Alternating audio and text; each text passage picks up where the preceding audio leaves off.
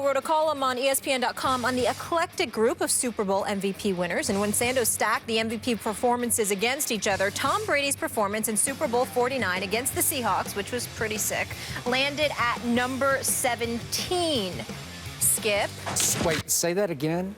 That 17? Super Bowl last year was number 17 on your guy Mike Sando's list. Look.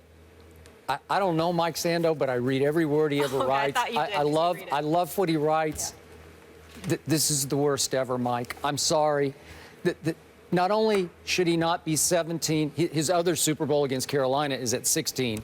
He shouldn't be at 15 or 14 or 13. He should have been a runaway, no doubt, number one on this list for what he did to the Seattle Seahawks in last year's Super Bowl. Shouldn't have even been close. And this, Stephen A., this falls back into that category. I don't want to call it Brady hate, but it's jealousy, it's resentment, it's not enough respect for. I don't get it, because what he did to what was regarded going into the game as one of the all-time greatest defenses in the history of the National Football League should easily qualify as number one.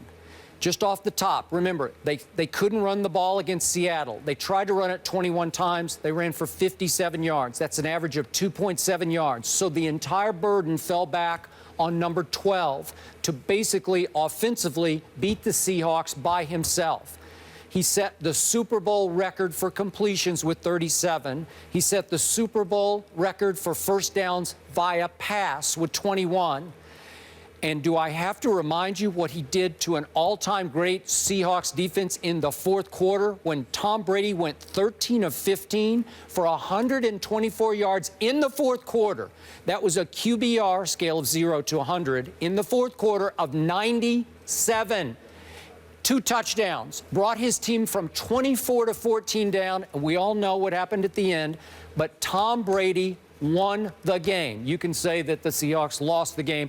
Tom Brady put his team in position to win the football game with his arm and his head.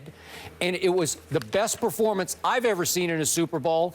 And I don't know how circumstantially you can argue any other game played by any other quarterback, but I will let you try. Or you can agree with me if you so choose, which would be the smart way to go.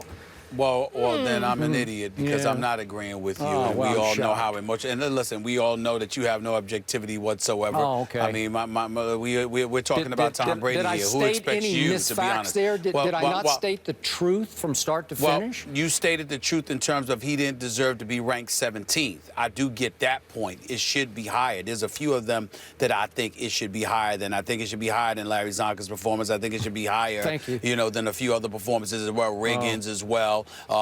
Stuff like that. But I will tell you, Skip, it's a toss-up for me. You got Phil Simms' performance in, Super Bowl 21, where he completed all 10 of his second-half passes for like 165 yards and 2 touchdowns, and he was absolutely sensational in that second half against the Buffalo Bills. But my favorite is for my Steelers. My favorites for my Steelers, of course, Terry Bradshaw, Super Bowl 13, and what he was able to do, throwing for over 300 yards, throwing for 4 touchdown passes, completing 8 of his 9 passes. Yes, you were there. He was Terry Bradshaw was absolutely sensational, not just with that, but with his play calling as well. And obviously, it was a thriller. Your Dallas Cowboys, if I remember correctly, lost that Super Bowl. No surprise there. No surprise there. Okay, so Jackie Smith the way I look at it, touchdown pass. Yes, he did. We got a Jackie terrible Slater call on Benny Barnes, my cornerback, Jackie Slater, that even the NFL later admitted was a bad call. So anyway, it happens.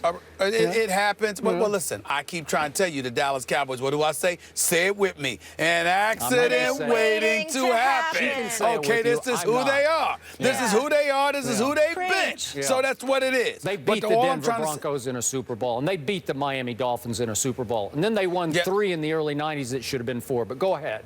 Well, listen, I don't count, when it comes to the Cowboys, I don't count the Emmitt Smith, Michael Irvin, Troy Aikman era. I love those dudes. No. I'm saying I got love for them. You understand? I've hated the Cowboys since them, but not while they were there. And, of course, my boy Prime Time, of course. But, by the way, listen, in the end, what it comes down to, I think Terry Bradshaw's performance could easily go down. I think when you think about Joe Montana and just destroying, Denver, I mean, look, it's so lopsided. I can't really go with that because that's just a collective collapse on the part of the opponent. But I think about Bradshaw and how epic that Super Bowl was and what he was able to do in the second half. That resonates with me. I put that ahead of Tom Brady. Okay. Let me go back to Phil Simms. Okay. Giants were favored by 9 points in that game. They ended up winning 37-20 against the Broncos defense that was ranked 15th in the National Football League. And I thought it was a lousy defense because that team was basically Elway or bust. And the Giants defense was certainly good enough, featuring Lawrence Taylor, to make him bust. Yeah, that you're right. day, okay? I said Buffalo and I meant Giants. I'm sorry. Right. I mean Broncos. Okay, Broncos. And then Montana's number one. In that game, they were, again, against another bad defense, although that defense ranked first in points allowed that year, but I thought it was misleading. They won 2 home games. They were 11-5. They were a 13-point underdog to Joe Montana, and he just cut them to pieces. It was over like that. He threw 5 touchdown passes. I was there, and it was just bombs away, and every time I looked up, there was another. Jerry Rice was just running under another deep throw, wide open. I don't know. It's not against the Seattle Seahawks defense. Now, I'll give you, it's close what Terry Bradshaw did to my Dallas Cowboys. But remember, he's throwing to 2 of the greatest receivers ever, 2 Hall of Fame receivers in Swan and Stallworth. And he did have Franco, and he did have Rocky Bleier. And his team was just absolutely loaded on offense and defense because he had the steel curtain defense.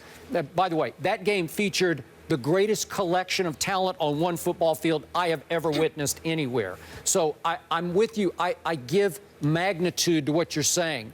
But when you take Tom Brady, without that much, other than Gronkowski, you don't have much to throw to. It's Edelman and Amendola. These are not Swan and Stallworth that he's throwing to, and he doesn't have the steel curtain to back him up. He's having to do it himself. He's having to control the football in time of possession against an all-time great, certainly secondary and Seattle defense. It was just a masterpiece to me, and I'll give you Terry Bradshaw's number 2. I'll give you that. Well, listen, and think about it this way. You put it that way, I'll put it to you this way, Skip Bayless. On third downs, Terry Bradshaw in that Super Bowl that was won 35-31 with Jackie Slater dropping the ball, hit him right in his chest by Staubach and those boys. Here's the deal. On third downs alone, Terry Bradshaw was sacked 4 times, fumbled the ball twice, and one was returned for a touchdown. By Mike Hagman. But yet by Hagman. Yet in the aftermath of all of that, of that, Skip Bayless, the man completes 8 or 9 passes in the second half for 156 yards on third down. After being sacked 4 times. Let's think about that for a second here. I'm just saying, Terry Bradshaw, that was a sensational Super Bowl. I'm sorry. I will put that number 1. And as he said after the game, and as Cliff Harris and Charlie Waters told me after the game, Landry stuck us in man defense every first down. We were man-to-man on the edges against Swan and Stallworth, and Bradshaw laughed about it to me later when I got to know him in Dallas and said, we knew every first down was like bombs away. So, again, I'm going with Tom Brady. Sorry.